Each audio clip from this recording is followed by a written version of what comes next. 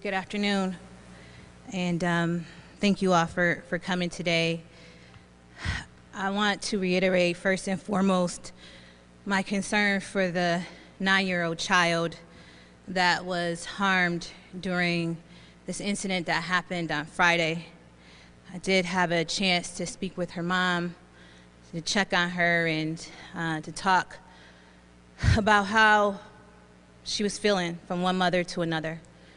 I do want everyone to know that the redaction of the body-worn camera has been completed. We will be releasing that forthwith today after this press conference and get that information to the public. I can assure you that Mom was very concerned to make sure that her daughter's identity and information was protected. And so we want to make sure that we are being compliant and transparent, but we also want to respect a mother's right and a child's right to privacy and the way that they want to handle this. We will have our person in crisis team reach out to the family. They've already, our police department has reached out, but we recognize that there is other support and resources that the mother welcomed when I spoke to her, and very concerned about how this young girl was handled by our police department. It is clear from the video that we need to do more in supporting our children and families, and that is a top priority for our entire community and this administration.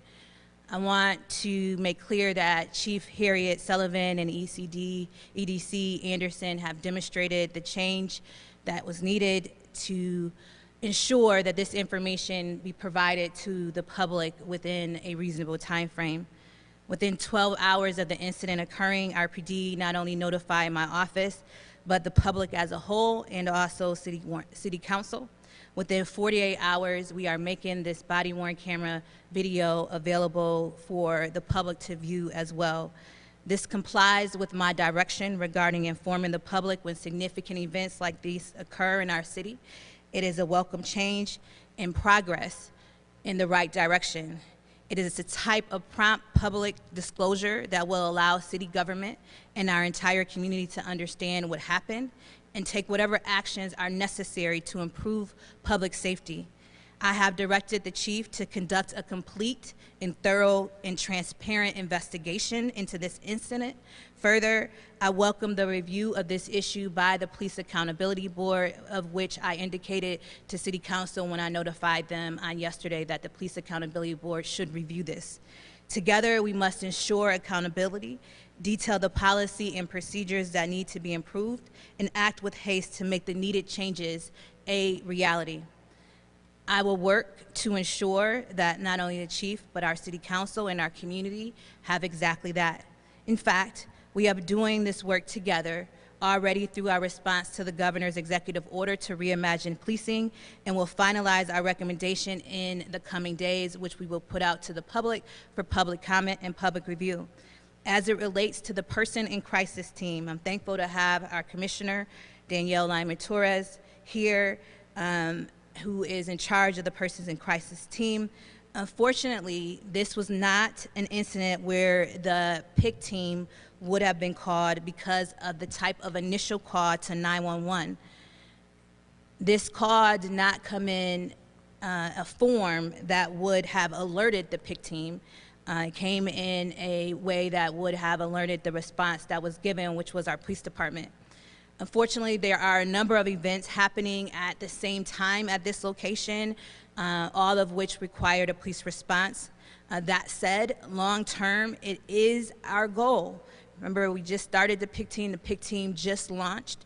It is our goal for RPD and the PIC team to be able to provide a joint response when necessary to improve how we protect the community. This incident will certainly inform those efforts.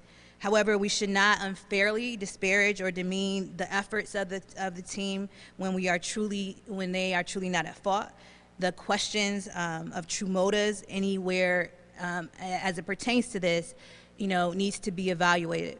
What happened on Friday redoubles our commitment in my commitment to improving public safety in our community and reimagining policing for the benefit of all Rochester families and neighborhoods. Part of that effort is addressing what happened to this young lady, young girl, young child. I have a 10-year-old daughter, so she's a child, she's a baby. And I can tell you that this video, as a mother, is not anything that you want to see. It's not. We have to understand compassion, empathy. When you have a child that is suffering in this way and calling out for her dad, I saw my baby's face and her face. Compassion and seeing yourself and seeing your child, seeing your loved one is what you want, no matter the situation. No matter the situation, I would expect that any of us in this type of situation to see our own. And that's what I saw, my own. I could hear the words of this child coming out of my child's mouth. This is not something that any of us should want to justify, can justify. And it's something we have to change. It is not an option. We must change how we do business, how we treat people. We have to understand that they, at the very core, are human beings. And we must treat each other as we want to be treated, as we want our loved one to be treated. And I know that that's a process. I know that that's a mind change. I know that that's a shift. I know that it's hard.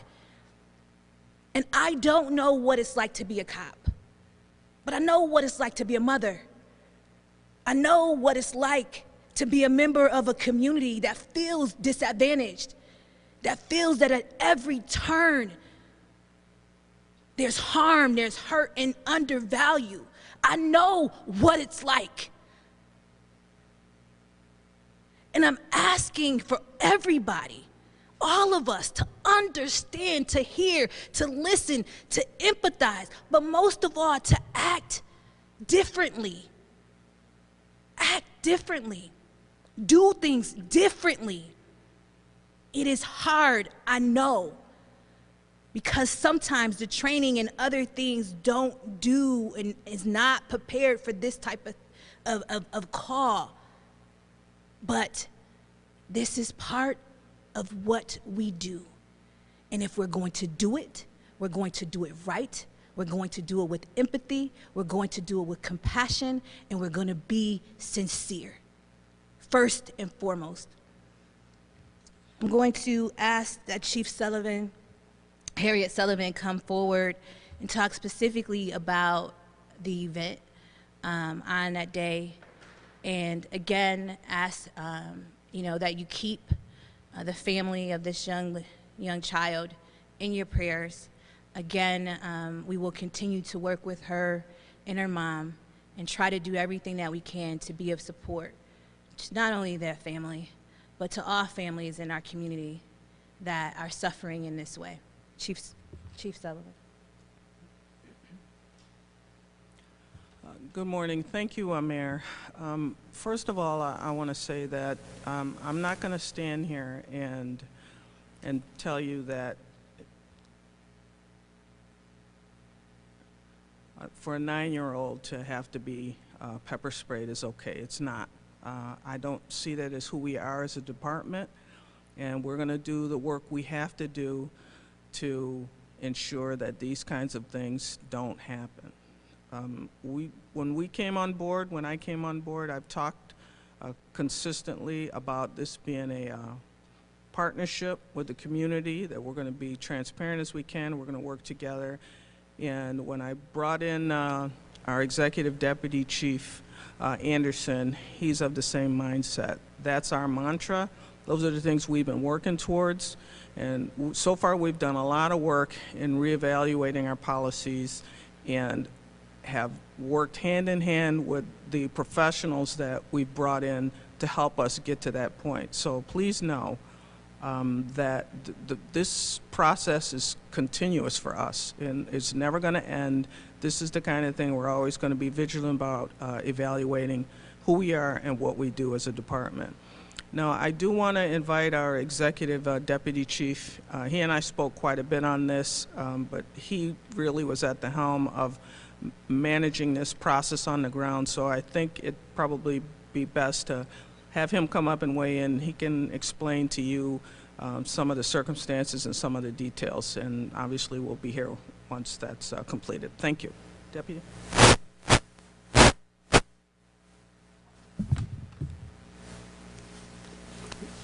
Good morning. I'm going to explain what transpired, but before I get right into the business of what happened, I want to echo the sentiments of what you heard today. What the chief and I have been talking about is not just only providing training to our police officers, but really when we're asked what do we want the heart of a police officer. We know that when we get the heart, we can get our police officers to respond with compassion, with humility. And those are things that we feel are very important.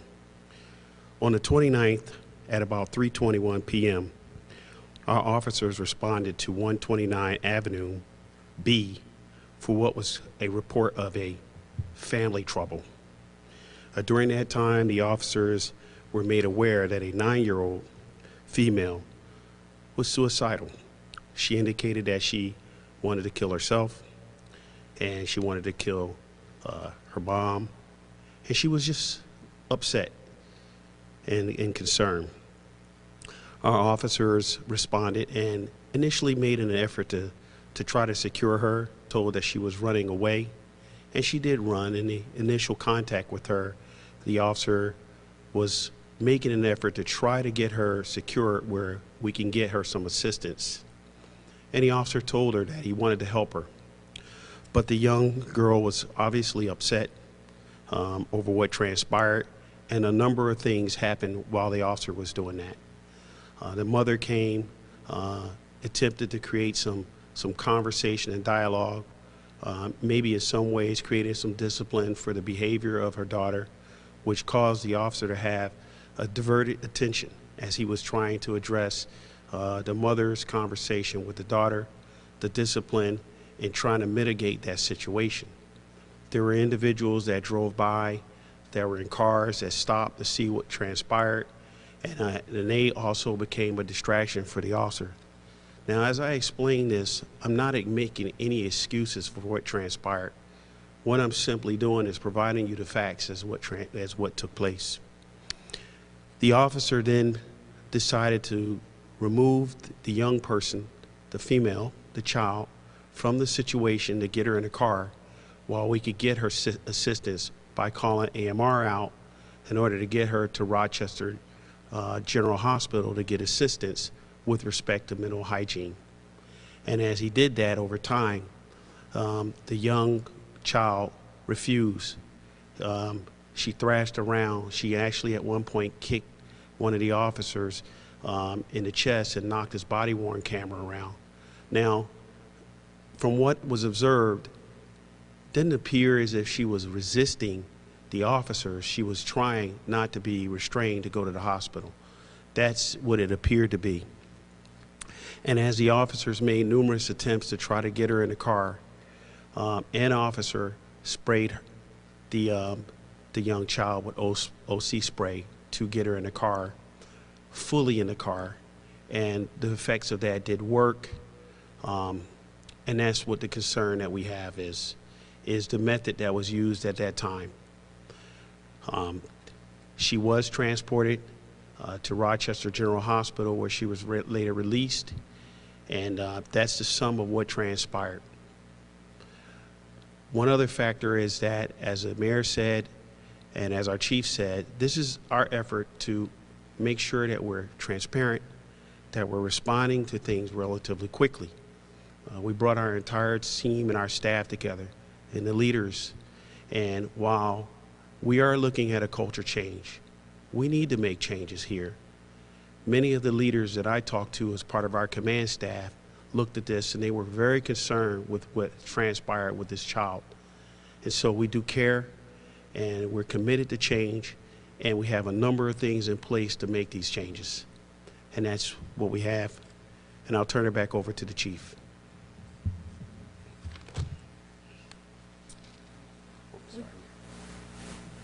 We can answer any questions that you may have at this point in time. Patty?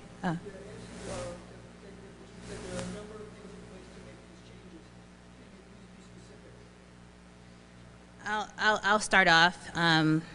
First, as everyone knows, that we are currently working on Executive Order 203. We've been working on this for over a couple months. We have UCLM, the Police Accountability Board, Race Commission, as well as our police department, Wilmer Hill, and so we're going through this process of looking at policies, procedures, how we recruit. A number of those documents have been released to the public already. We are in the process of finalizing the draft document that we are going to be releasing to the public, hopefully within the next week or so. We had a 5-hour retreat on Friday. We plan to hit the ground again on Monday to go through these documents so that we can get that to the public to review, to understand what is being recommended as changes. And then, with that information, we'll then go to City Council. They will, of course, do their review, and then we will send that document to the governor. But that's just one step. There are many things that, of course, need to happen. I know that the chief and the ECD are doing things right now internally outside of that document to also review and go through and make the changes that are necessary in order to change the mindset around how we deal, how we protect, and how we, above all, how we serve. ECD, you want to talk about that? Thank you, Mayor. As the mayor indicated, we are in the process of reviewing a number of policies and making changes right now as we speak. Also, with this incident, we have met with many of the leaders in the organization that have taken a critical look at what transpired already, and they're already making recommendations that we plan to implement this week. Those changes will come with respect to actually talking to the officers themselves that were involved, and getting them to take look at de-escalation, having a tactical pause when need be, and really placing an emphasis on empathy and how we go about those tactics. But it's not just with the officers that were involved. It's going to be something that's extending to the entire organization. Our overall goal is to change the culture and to also recognize that many things that we do have, some of them do work. So some tradition works, but many of the things that we need to do in the future needs to change. So it is about a progressive change that the chief is talking about and the mayor. And it's important to know that not only is the mayor provided resources for us to change and allocated funding to organizations that are coming to change, but the chief is committed to that change, and so are the leaders in our organization. But the specifics of that, that's all going to be revealed once the document. So you're not here. Are you here to say today that we will be changing A, will be this, B will be this, C will be this, D will be this? Or is that all going to be released when paperwork for 203 is filed? Yes, you'll see all of that in Executive Order 203 recommendations. There may be some other things that change that are outside of that, but of course, this is a draft that will be released hopefully this week. We're trying to get it done to be released this week, and we have to have it passed by April to go to the governor by April 1st. So any recommendations that may come from the family, from our community, when they see this document, is something that we will also make available for the public to see. Mayor, it's clearly 24 hours for any information on this incident to be released to the public. So, first, what calls for the silence both for yourself and for the police department? And secondly, when the public did find out about this, several city council members put on social media they were asking that this body camera footage be released immediately. So why the delay? Actually, it did not take 24 hours. I think that that's inaccurate information. On the night of the event, so the event, I believe, happened on Friday around 3:30. And so when the chief was notified, the chief notified me. I asked her to send over the body-worn camera video. It takes time to download and to be uploaded into the system. I did receive that, I believe, in the wee hours of the morning. And then after it was about 4 or 5 o'clock in the morning, I then watched the video. I immediately contacted City Council. I sent that video, the City Council President and the Vice President. I sent that video over to them. I think that there was something that was a glitch in the system that they couldn't view it, so we had to make sure that we got that. So I think that that is inaccurate information. Within a few hours, the public was notified through press release. Within another few hours, I came out with the statement, notified all of the respective parties, and then less than 48 hours later, we are releasing the video. And that is because the video has to be redacted. We have a child that is involved in this. As I said earlier, her mother is very concerned about her identity not being revealed and wanting to make sure that we protect the family and this child's rights as we release this video to the public. So I just want to make sure that we're very clear about when this information was provided and the time frame in which we were able to get this information out to the public. Given that it Thank happened at 3:30, the public was not notified until 11:30 the next morning. So I don't think that that's accurate either. So I would go back and I believe that the police department released a press release on this that night. And therefore, there was more information that came forward at 11:30 the next morning after we were able to view and download the video, because we want to make sure that we're providing accurate information.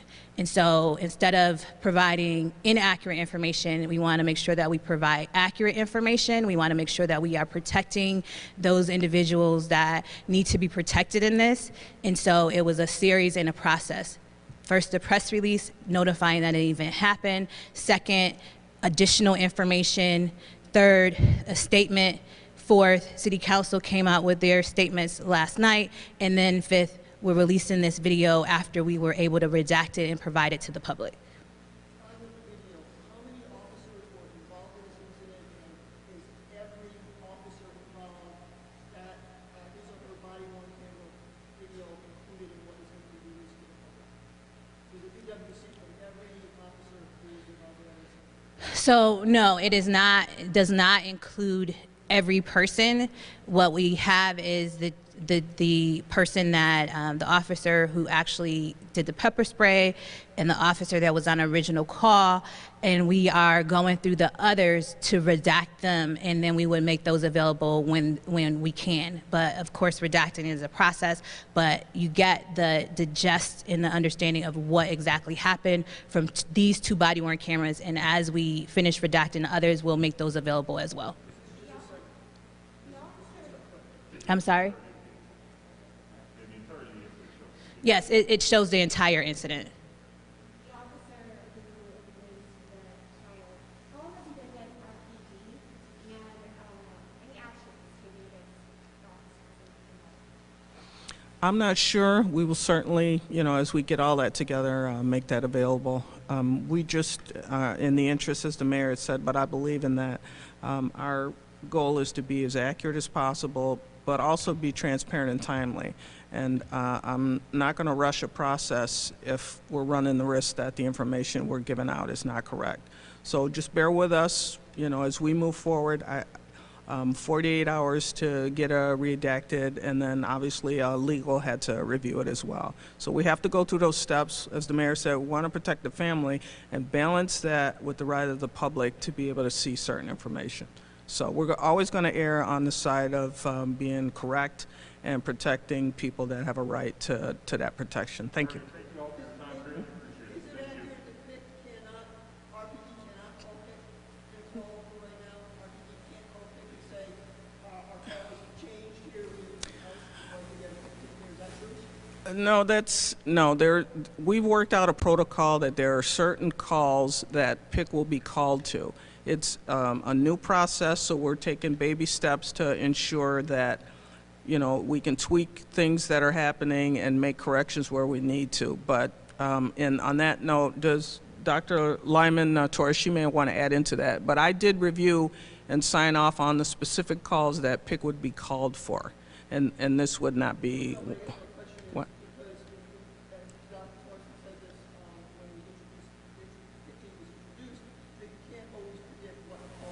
All right, I'll let Dr. Lyman weigh in on that. My question is, I'm under the impression that once on scene, RPD is able to call and say, hey, things have changed here, we'd love to have some social workers or mental health people here. Can you send them? I'm under the impression that can't happen. Is that true? So what is true is that the PIC team is at this time being dispatched to a certain set of calls that they are going to in lieu of RPD. That the co-response protocols that we have built into later into the pilot are still under development. But RPD can speak to policies and procedures that they have regarding how they deal with changes on the scene and resources that are available. But the PIC team specifically, that co-response protocol procedure is under development. But we have a set of calls, as the chief just said, that the PIC team is dispatched to in lieu of RPD at this time. Thank you.